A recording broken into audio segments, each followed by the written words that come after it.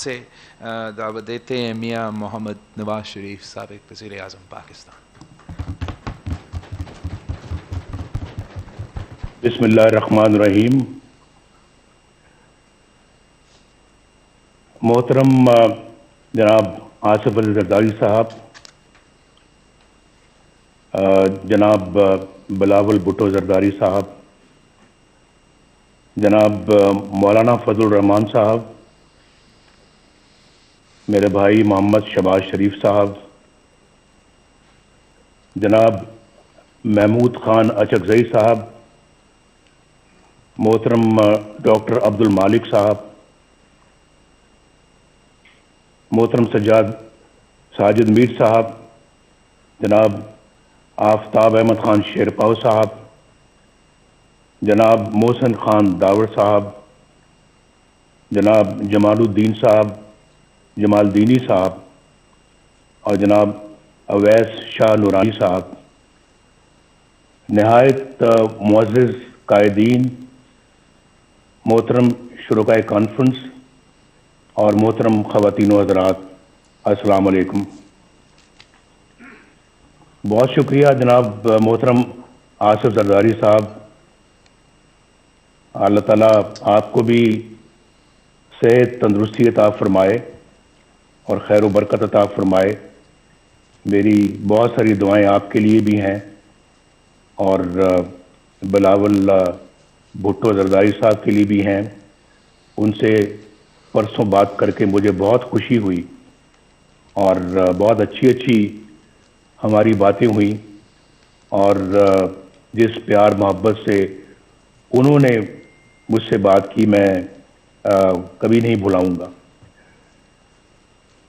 میں کانفرنس کے میزبان جناب آصف علی زرداری صاحب کا اور بلاول بھٹو زرداری صاحب کا اور مولانا فضل الرحمان صاحب کا اور تمام معزز قائدین کا بے حد شکر گزار ہوں کہ مجھے اس کانفرنس میں اپنی بات کہنے کا آپ نے موقع فراہم کیا.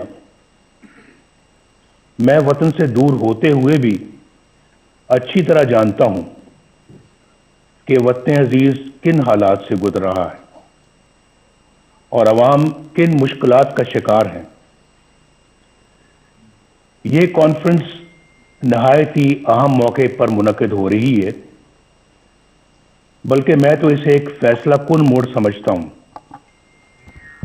پاکستان کی خوشحالی اور صحیح معنوں میں ایک جمہوری ریاست بنانے کے لیے ضروری ہے کہ ہم ہر طرح کی مصلحت چھوڑ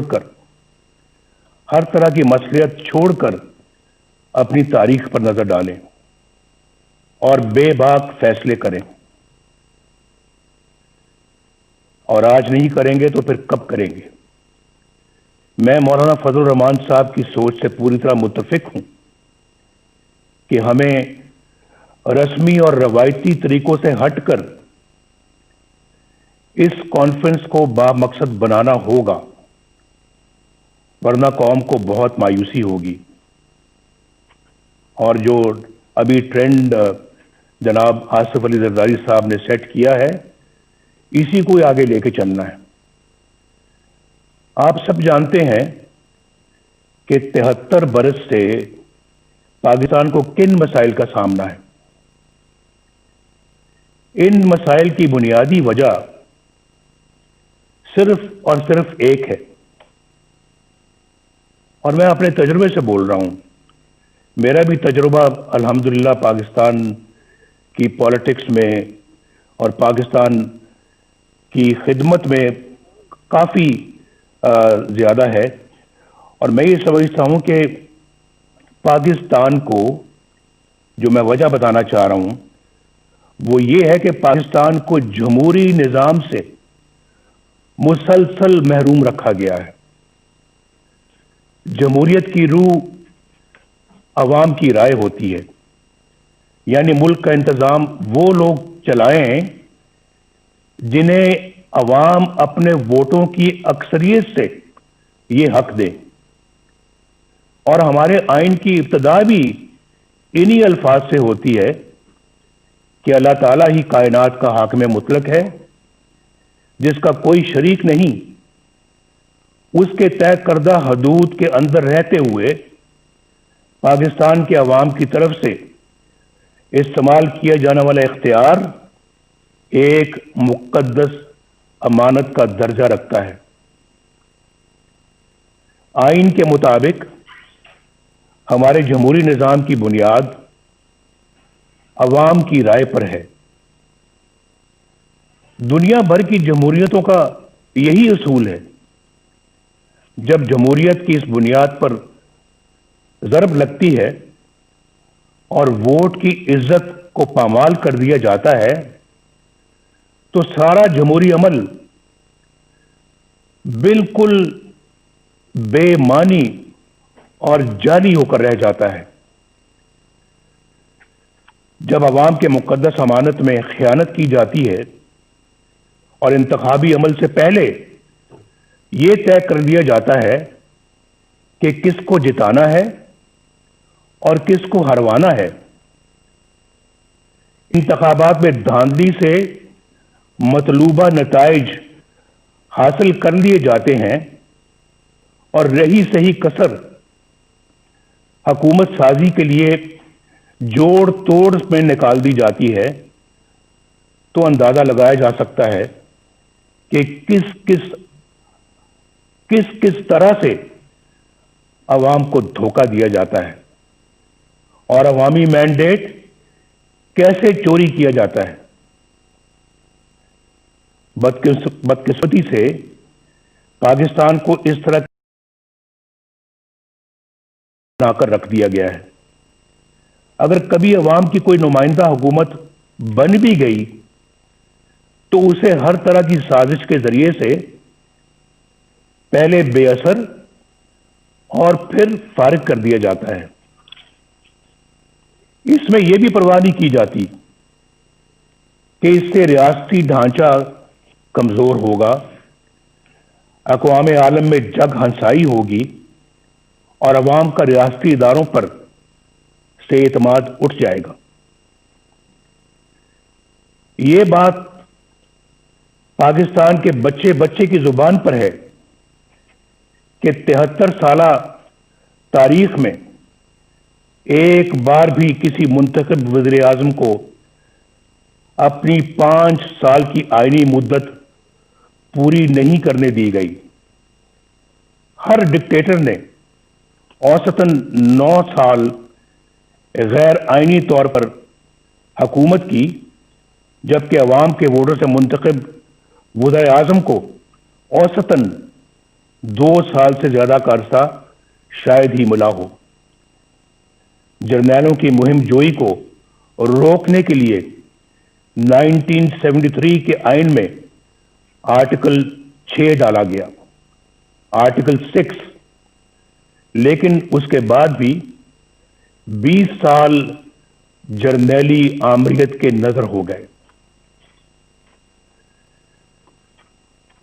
خواتین و حضرات اور جناب صدر، جب ایک ڈکٹیٹر کو آئین شکنی کے جرم میں پہلی بار عدالت کے کٹہرے میں لایا گیا تو آپ نے دیکھا کیا ہوا؟ کیا ہوا؟ مجھے یہ کہتے ہوئے دکھ ہوتا ہے کہ جس طرح ہر مارشل لا کو عدالتوں نے جائز قرار دیا، ڈکٹیٹرز کو آئین سے کھلواڑ کرنے کا اختیار دیا، 3 سالوں کے لیے دیا، اسی طرح 2 بار آئین توڑنے والے کو بریت کا سرٹیفکیٹ بھی عدالتوں ہی نے دیا۔ اسے ایک دن تو کیا، 1 گھنٹے کے لیے بھی جیل میں نہ ڈالا جا سکا۔ پوری داستان ہے میرے پاس جو کسی وقت سناؤں گا کہ کہاں سے کہاں لے گئے، جبکہ آئین پر عمل کرنے والے ابھی تک کٹہروں میں کھڑے ہیں اور جیلوں میں پڑے ہیں۔ ہماری تاریخ میں تقریباً 33 سال کا عرصہ فوجی آمریت کی نظر ہو گیا۔ یہاں صرف ایک ڈکٹیٹر پر مقدمہ چلا، خصوصی عدالت بنی، کارروائی ہوئی،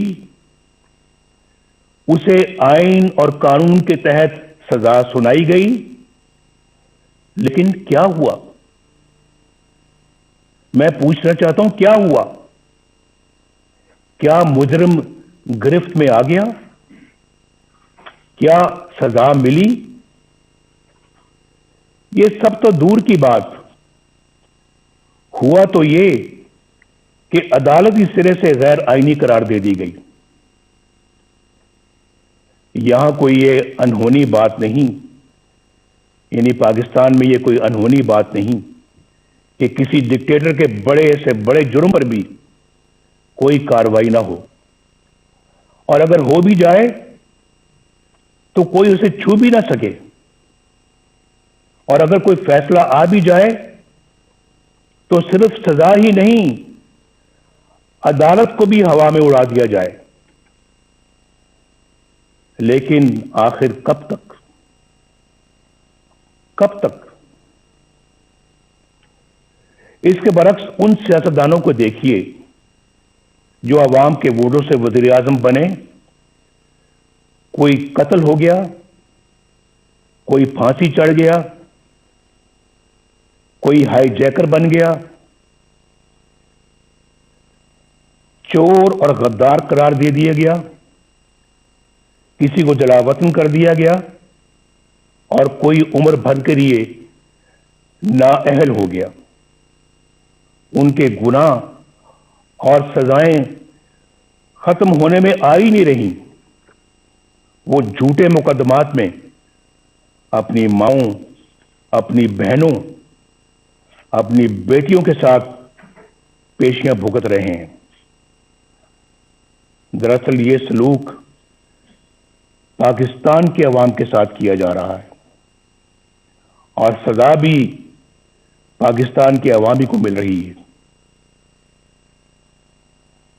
آپ میں سے اکثر کو حکومت کا بھی تجربہ ہے، آپ جانتے ہیں کہ عوام کی حمایت سے کوئی جمہوری حکومت بن جائے تو کس طرح اس کے ہاتھ پاؤں باندھ دیے جاتے ہیں، اور کس طرح عوامی نمائندوں کی تذلیل اور تحقیر ہوتی ہے، کس طرح کردار کشی کا ایک منظم سلسلہ شروع ہو جاتا ہے، کس طرح قومی مفاد کے خلاف کسی سرگرمی کی نشاندہی کرنے پر انہیں ملک دشمن اور غدار قرار دے دیا جاتا ہے۔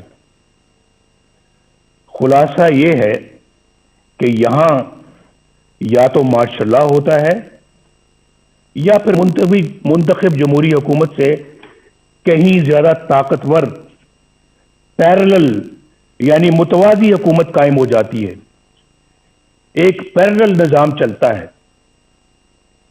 غالباً ایک بار سابق وزیر اعظم یوسف رضا گیلانی صاحب نے کہا تھا کہ یہاں اسٹیٹ ود ان اسٹیٹ قائم ہے، جسے برداشت نہیں کیا جا سکتا۔ دکھ کی بات یہ ہے کہ اب معاملہ state with in the state سے آگے نکل کر اسٹیٹ ابو دا اسٹیٹ تک جا پہنچا ہے۔ عوام کے حق حکمرانی کو تسلیم نہ کرنے اور نتیجتاً متوازی یعنی پیرلل حکومت کا مرض ہی ہماری مشکلات کا اور ہمارے مسائل کی اصل جڑ ہے۔ This is the root cause of our problems۔ یہ جڑ ہے ہمارے مسائل کی، اور یہی وجہ ہے کہ عالمی برادری میں ہماری ساکھ ختم ہو کر رہ گئی۔ 2018 کے انتخابات کے بعد متعدد ملکی اور غیر ملکی اداروں کی طرف سے انتخابی عمل کی شفافیت پر سوالات اٹھائے گئے۔ میں تو جیل میں تھا، لیکن خبریں مجھے سب ملتی رہی ہیں۔ بعض نے تو ان سیٹوں کی تعداد بھی بتائی جہاں دھاندلی کی وجہ سے نتائج تبدیل کر دیے گئے۔ ان حلقوں کی اتنی تعداد ہے کہ اگر ان میں دھاندلی کے ذریعے नताइज तब्दील ना किए जाते तो बैसाखियों पर खड़ी ये हुकूमत कभी भी वजूद में नहीं आ सकती थी। आज कौम जिन हालात से दो चार है, उसकी बुनियादी वजह वो लोग हैं जिन्होंने अवाम की राय के खिलाफ नाअहल हुक्मरानों को मुल्क पर मुसल्लत किया। इंतखाबात हाईजैक करके इक़्तिदार चंद लोगों को मुंतकिल कर देना बहुत बड़ी बददियानती और आइन शिकनी है। हम चंद रुपयों की खातिर डाका डालने वालों के लिए तो बड़ी से बड़ी सजा का तकाजा करते हैं, लेकिन अवाम के हकूक पर डाका डालना कितना संगीन जुर्म है, क्या किसी ने सोचा है? मुअज़्ज़िज़ ख़वातीन व हज़रात, क्या मैं ये पूछने की जिसारत कर सकता हूं कि 2018 के इंतखाबात में घंटों RTS क्यों बंद रखा गया? गिनती के दौरान पोलिंग एजेंट्स को क्यों निकाल बाहर किया गया? इंतखाबात में धांधली क्यों कर की गई? किसके कहने पर की गई? किसके लिए की गई और कौन से मफादात के लिए की गई?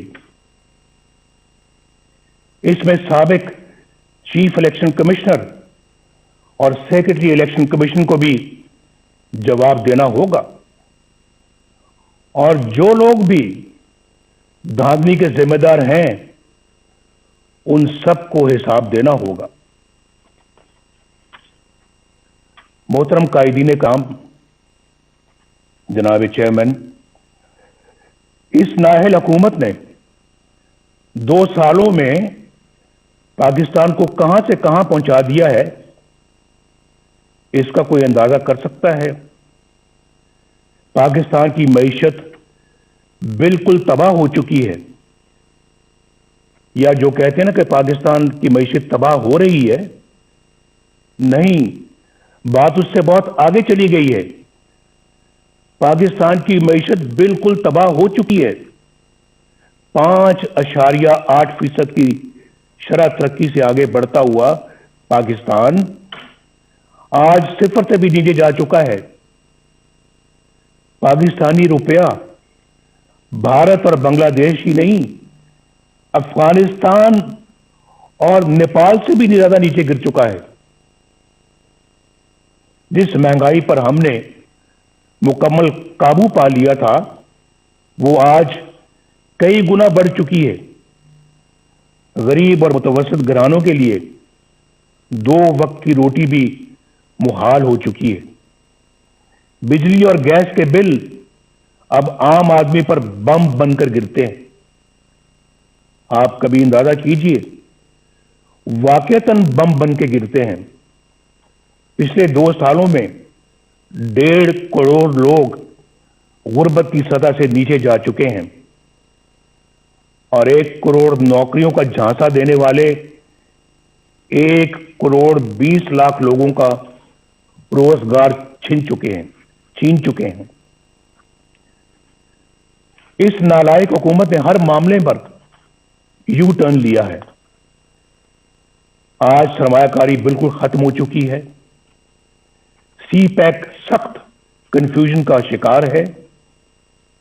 कर्जे खत्म कर देने का दावा करने वालों ने 2 साल की कलील मुद्दत में कर्जों में इतना इजाफा कर दिया है कि पिछले तमाम रिकॉर्ड टूट गए हैं। ये मैं फैक्ट्स और फिगर्स से सारी बात बता रहा हूं, और इसके बावजूद कोई एक भी बड़ा तरक्याती मंसूबा शुरू नहीं किया जा सका। वो पाकिस्तान जिसके बारे में बैनुल अक़वामी इदारे ये पेशगोई कर रहे थे कि अगले चंद साल में ये दुनिया की सबसे बड़ी 20 मईशतों यानी G20 में शामिल हो जाएगा, आज मुआशी तौर पर मफलूज होकर रह गया है। یاد رکھیے کہ اگر پاکستان میں ووٹ کو عزت نہ ملی اور قانون کی حکمرانی نہ آئی تو یہ ملک معاشی طور پر مفلوج ہی رہے گا. اور میں کھلے الفاظ میں یہ واضح کر دینا چاہتا ہوں کہ ایسے ممالک اپنے دفاع کے قابل بھی نہیں رہتے، خاص طور پر اس وقت جب آپ کے دشمن آپ کی کمزوریوں کا فائدہ اٹھا رہے ہوں. خواتین و حضرات، ملک بدامنی، افراتفری اور جرائم کا گڑھ بن چکا ہے. آئے دن ایسی پریشان کن خبریں آتی رہتی ہیں جن سے عوام کو امن و امان سے متعلق درپیش پریشانیوں کا اندازہ بخوبی لگایا جا سکتا ہے. شیخوپورہ سیالکوٹ روڈ پر قوم کی ایک بیٹی کے ساتھ پیش آنے والا واقعہ دل دہلا دیتا ہے. اس آنے کے بعد مزید تکلیف کا باعث اس سنگ دل پولیس افسر کا ہے جو بنیادی انسانی اقدار سے بھی محروم ہے. اس کا بڑا المیہ یہ ہے کہ حکومت کی تمام تر ہمدردیاں قوم کی بیٹی کے بجائے اپنے چہیتے پولیس افسر کے ساتھ ہے. جناب چیئرمین، پاکستان آبادی کے لحاظ سے دنیا کا چھٹا بڑا ملک ہے، جغرافیائی اعتبار سے بھی انتہائی اہم ہے. پاکستان کی خارجہ پالیسی بنانے کا اختیار عوامی نمائندوں کے پاس ہونا چاہیے. ہماری خارجہ پالیسی عوامی امنگوں اور ملکی مفادات سے ہرگز متصادم نہیں ہونی چاہیے.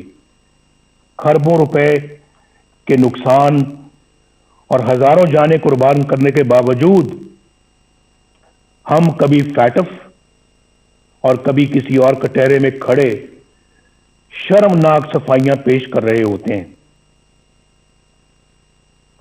جب کشمیر کا نام زبان پر آتا ہے تو 73 سال سے دی جانے والی قربانیاں آنکھوں کے سامنے آ جاتی ہیں.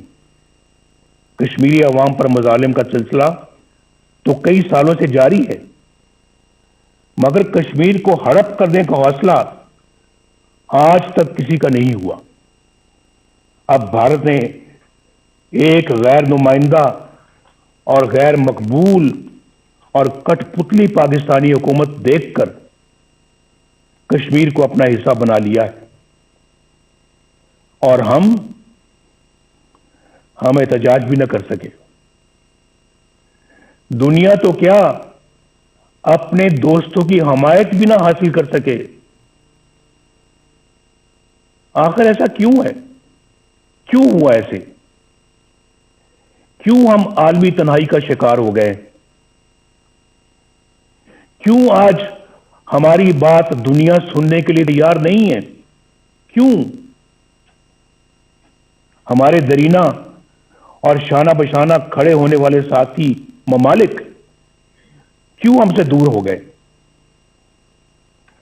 شاہ محمود قریشی نے کس منصوبے کے تحت وہ بیانات دیے جن سے ہمارے بہترین دوست سعودی عرب کی دل شکنی ہوئی؟ پاکستان کو اپنے دوست ممالک کی دل آزاری سے اعتراض کرنا چاہیے. OIC ایک اہم ادارہ ہے جس کی افادیت طے شدہ ہے. پاکستان OIC کے بانی ممالک میں شمار ہوتا ہے. پاکستان کو دیگر ممالک کے ساتھ مل کر OIC کو مضبوط کرنا چاہیے.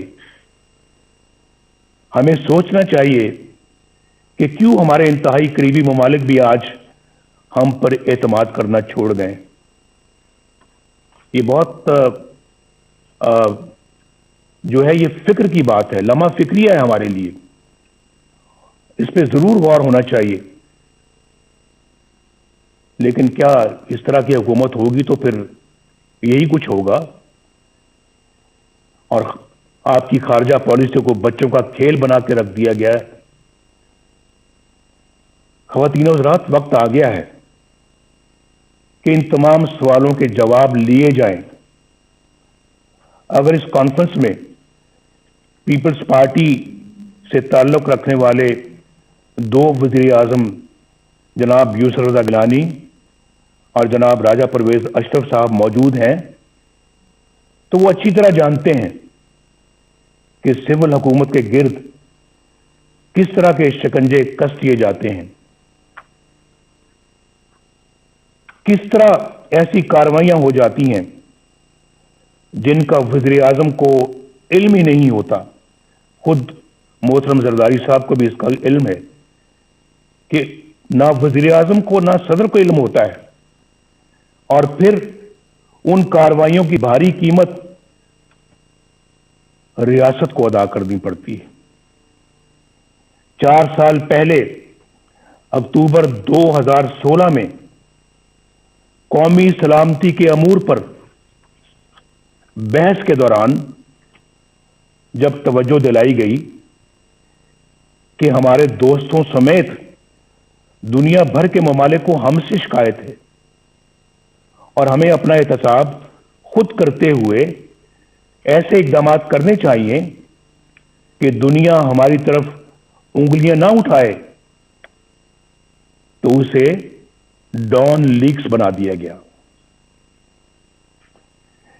ایجنسیوں کے اہلکاروں پر مشتمل جے آئی ٹی بنی، اندازہ کیجئے، جے آئی ٹی بنی۔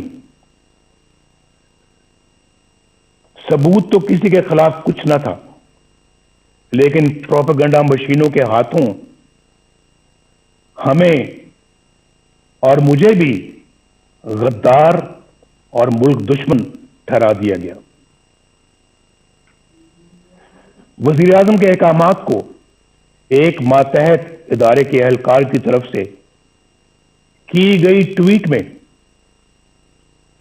ریجیکٹڈ یعنی مسترد کا ٹائٹل عطا کر دیا گیا۔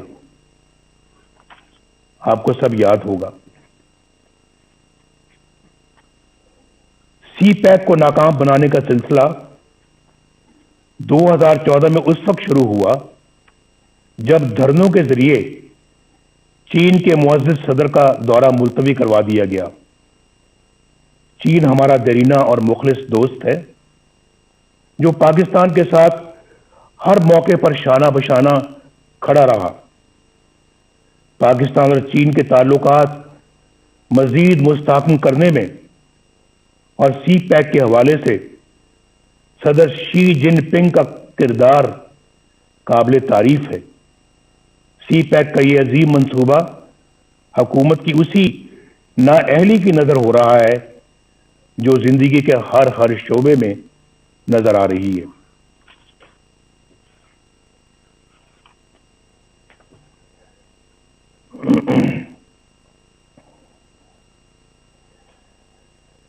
اگر میں یہ کہوں تو بے جانا ہوگا کہ سی پیک کے ساتھ پشاور کی بی آر ٹی جیسا سلوک ہو رہا ہے، جہاں کئی سال بیت گئے، منصوبے سے کئی گنا زیادہ رقم غرق ہو چکی، مگر نتیجہ آج بھی نظروں سے اوجھل ہے۔ آئے دن کبھی دوران سفر بسوں میں آگ لگ جاتی ہے تو کبھی بارش ناقص تعمیر کا پول کھول کر رکھ دیتی ہے۔ یہاں نیب کے کردار کا جائزہ لینا بھی ضروری ہے۔ سچی بات تو یہ ہے کہ ایک ڈکٹیٹر کے بنائے ہوئے اس ادارے کو برقرار رکھنا ہماری غلطی تھی، لیکن یہ بھی سچ ہے کہ ہم نے کبھی نہیں سوچا تھا کہ یہ ادارہ اس حد تک گر سکتا ہے۔ یہ ادارہ نہیں بلکہ اندھے حکومتی انتقام کا اعلی کار بن چکا ہے۔ اس کے کئی سینئر اہلکاروں کے گھناؤنے کردار فاش ہو چکے ہیں۔ اس ادارے کا چیئرمین جاوید اقبال اپنے عہدے اور اختیارات کا انتہائی نازیبا اور مذموم استعمال کرتے ہوئے پکڑا جاتا ہے۔ مگر نہ تو کوئی انکوائری ہوتی ہے، نہ ایکشن لیا جاتا ہے، اور نہ ہی شفافیت کے دعوے دار عمران خان پر کوئی جوں ریتتی ہے۔ اس کے باوجود یہ شخص ڈٹائی سے اپنے عہدے پر براجمان انتقام کے ایجنڈے پر دھڑلے سے عمل کرتا ہے، لیکن بہت جلد انشاءاللہ ان سب کا یوم حساب آئے گا انشاءاللہ۔ بین الاقوامی ادارے اور ہماری اعلیٰ عدالتیں نیب کے منفی کردار پر بڑی واضح رائے دے چکی ہیں۔ یہ ادارہ انتہائی بدبودار ہو چکا ہے اور یہ مکمل طور پر اپنا جواز کھو چکا ہے۔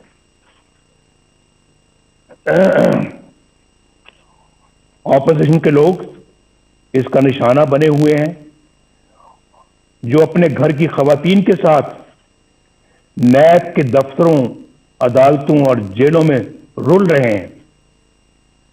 جو نیب سے بچتا ہے اسے ایف آئی اے کے سپرد کر دیا جاتا ہے، جو ایف آئی اے سے بچے وہ اینٹی نارکوٹکس کے ہٹے چڑھ جاتا ہے، اور جو وہاں سے بچ جائے اسے کسی بھی جھوٹے مقدمے میں پکڑ لیا جاتا ہے۔ 2018 میں سینٹ کے انتخابات سے کچھ عرصہ پہلے خواتین و حضرات ایک مذموم سازش کی گئی، میں آپ کی توجہ مبذول کرا رہا ہوں۔ اس مذموم سازش کے ذریعے بلوچستان کی صوبائی حکومت گرا دی گئی۔ اس کا مقصد کیا تھا معلوم ہے آپ کو؟ اس کا اصل مقصد سینٹ کے انتخابات میں سامنے آیا۔ اس سازش کے کرداروں میں لیفٹیننٹ جنرل عاصم سلیم باجوہ، جو اس وقت وہاں کے کور کمانڈر تھے، سدرن کمانڈ کے کمانڈر تھے، ان کا نام بھی آتا ہے۔ یہ وہی جنرل عاصم سلیم باجوہ ہیں جن کے خاندان کی بے پناہ دولت اور دنیا بھر میں پھیلے ہوئے اثاثوں کی تفصیلات پوری قوم کے سامنے آ چکی ہیں۔ ان حقائق کو نہ صرف چھپایا گیا بلکہ مبینہ طور پر ایس سی سی پی کے سرکاری ریکارڈ میں رد و بدل بھی کی گئی۔ 15-20 سال کے عرصے میں اربوں روپے کے یہ اثاثے کہاں سے بن گئے، یہ پوچھنے کی کسی کی مجال نہیں۔ میڈیا پر خاموشی چھا گئی، نہ نیب حرکت میں آئی، نہ کسی عدالت نے نوٹس لیا، نہ کوئی جے آئی ٹی بنی اور نہ کوئی ریفرنس دائر ہوا، نہ کوئی مانیٹرنگ جج بیٹھا، نہ کوئی پیشی ہوئی، نہ کوئی سزا۔ اندازہ لگائیے باپ، احتساب کا نعرہ لگانے اور این آر او نہ دینے کے بڑے بڑے دعوے کرنے والا عمران خان، انہوں نے بھی اس اثاثوں کے ذرائع پوچھنے کی ضرورت تک نہ کی، بلکہ ایک پل میں انہیں ایمانداری کا سرٹیفکیٹ جاری کر دیا گیا۔ یہ سارا کچھ آپ کے سامنے ہوا ہے۔ میڈیا پر پہلی بار اس سکینڈل کا ذکر اس وقت ہوا جب جنرل عاصم سلیم باجوہ تردید کے لیے خود ٹی وی پر آئے۔ اس حکومت کے 2 سالوں میں یہ کوئی پہلا مالی بدعنوانی کا سکینڈل نہیں۔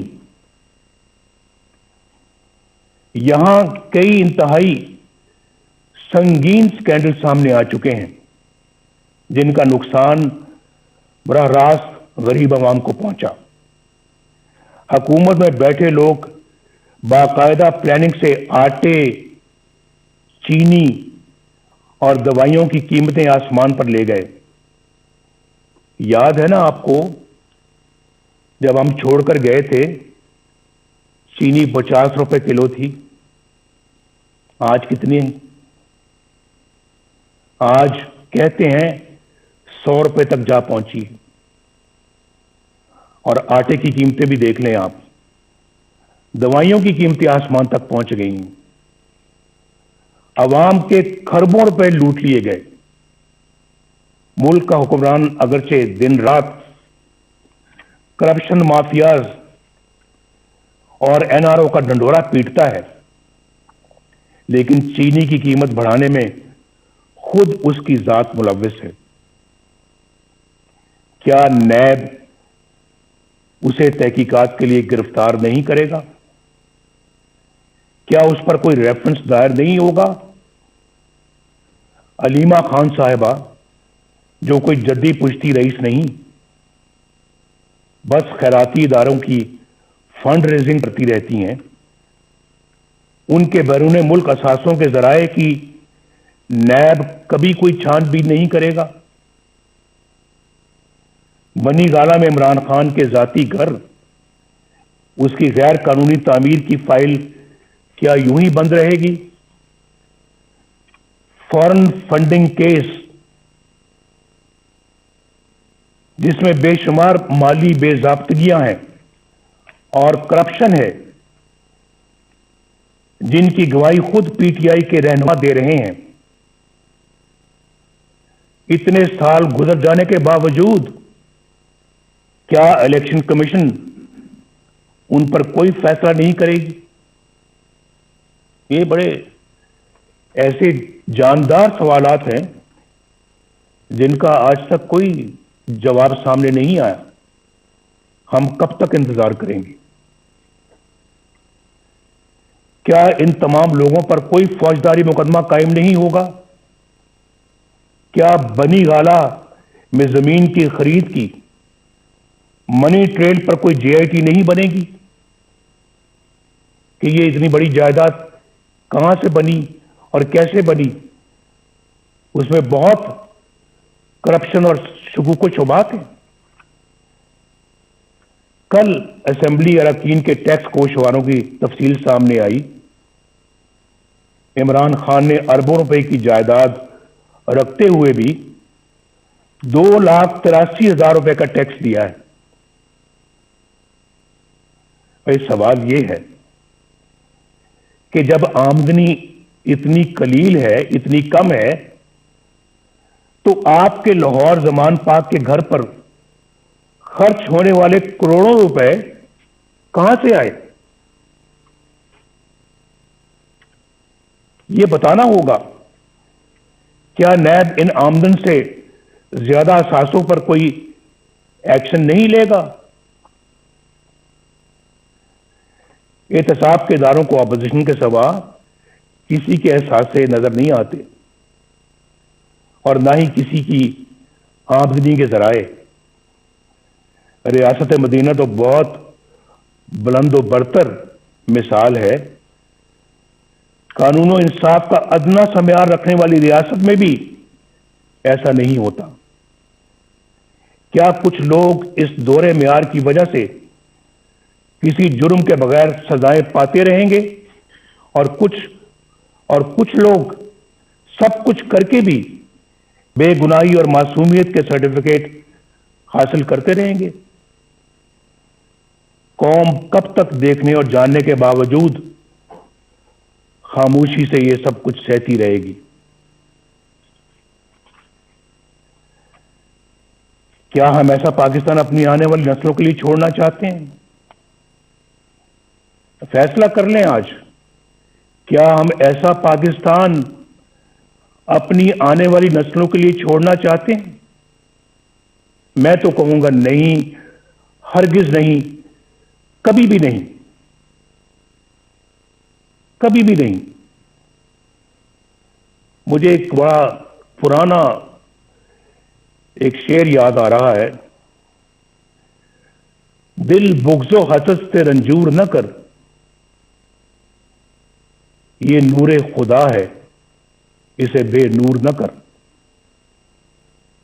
نا اہل و کمینہ کی خوشامد سے اگر جنت بھی ملے تجھ کو تو منظور نہ کر. میں تو ان خیالات کا حامی ہوں, اس نظریے کا حامی ہوں. خواتین و حضرات, میڈیا کو ریاست کا چوتھا ستون کہا جاتا ہے. اظہار کی آزادی بنیادی انسانی حقوق میں سے ایک ہے. افسوس کہ دیگر حقوق کی طرح پاکستانی عوام سے یہ حق بھی چھین لیا گیا. ایک طرف مجھے سیاسی جماعتوں کا بلیک آؤٹ نظر آتا ہے اور دوسری طرف غیر سیاسی اور غیر جمہوری عناصر کا بے روک ٹوک پروپیگنڈا. کہیں مجھے چینلوں کی غیر قانونی بندش نظر آتی ہے تو کہیں اخبارات اور جرائد کی مخصوص علاقوں میں تقسیم پر پابندیاں. ریاستی طاقت سے میڈیا کی زبان بندی کہاں کا انصاف ہے؟ صحافیوں, بالخصوص خواتین صحافیوں کو سرکاری ایجنسیوں کا اٹھا کر لے جانا اور تشدد کا نشانہ بنانا بزدلانہ اور انتہائی قابل مذمت ہے. سینئر صحافیوں کو چینلوں یا اخبارات کی ملازمت سے برخاست کروا دینا, بے بنیاد مقدمات میں الجھا دینا اور قید میں ڈال دینا کیا ایک جمہوری ریاست کا طریقہ ہے؟ میں اس کانفرنس کے شرکاء سے درخواست کروں گا کہ سب مل کر یہ عہد کریں کہ ہم میڈیا اور ذرائع ابلاغ کی حفاظت کریں گے اور اس کی آزادی پر کوئی قدغن قبول نہیں کریں گے.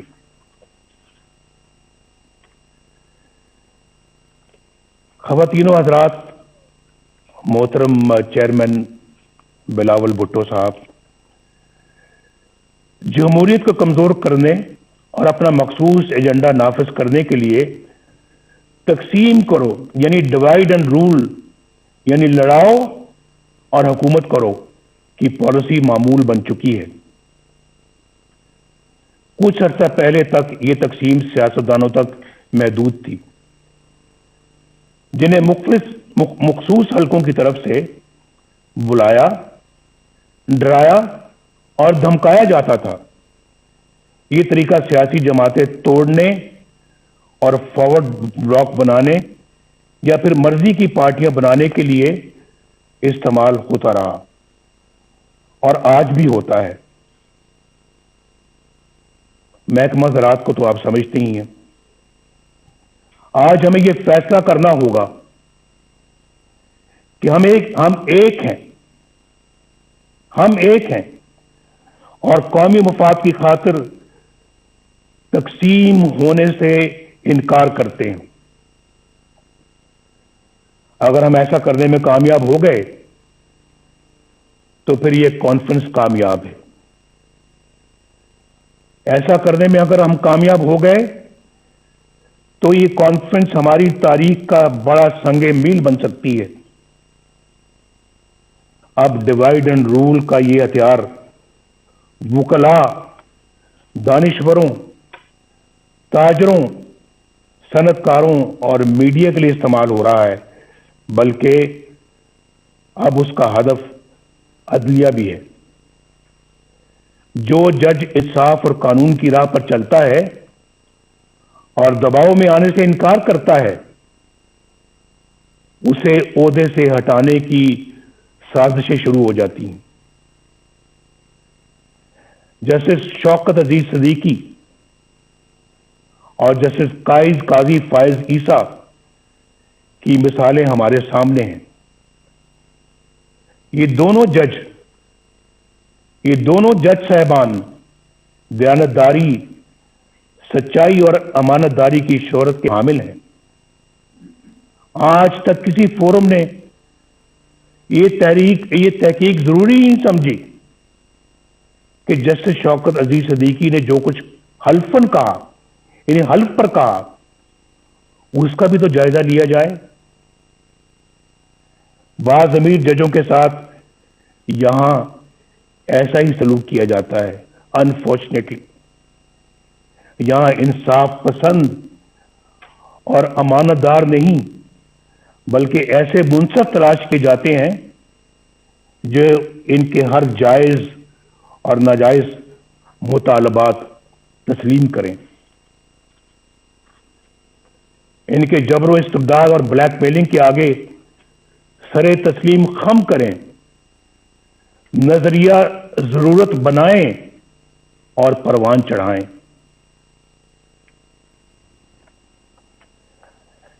آئین کو سیبوٹاج کرنے والے ڈکٹیٹروں کے اقدامات کو قانون کا جامہ عطا کریں، ان کے گلے میں ہار پہنائیں، ان کو ویلکم کریں، خوش آمدید کہیں ان کو، آپ نے تو بہت اچھا کام کیا ہے، آپ کی تو ضرورت تھی آج، یہ تو کام بہت پہلے ہو جانا چاہیے تھا، آپ نے ماشاء اللہ لیٹ لگایا ہے، یہ پہلے لگانا چاہیے تھا۔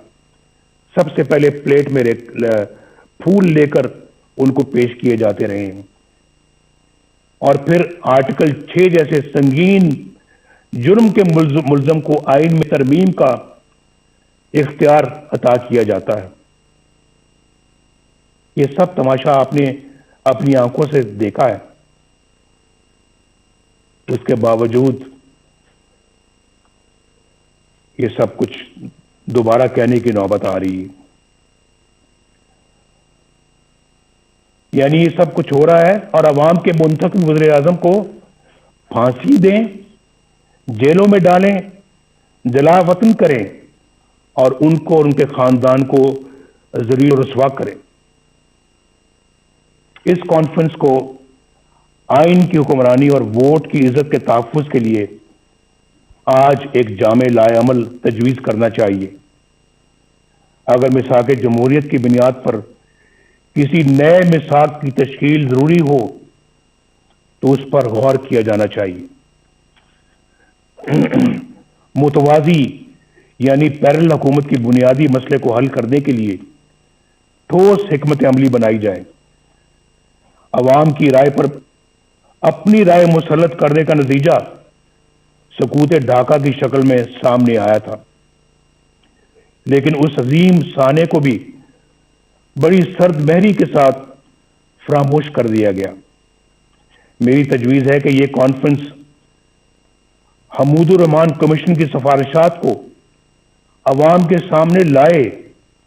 بہت دفعہ اس کا ذکر ہو چکا ہے اور بار بار ہو چکا ہے، کئی سالوں سے ہو رہا ہے، کئی دہائیوں سے ہو رہا ہے، لیکن میرا خیال ہے کہ آج انہیں عملی جامہ پہنانے کا عہد کرنا چاہیے اور اسے اپنے ایجنڈے کا حصہ بنانا چاہیے۔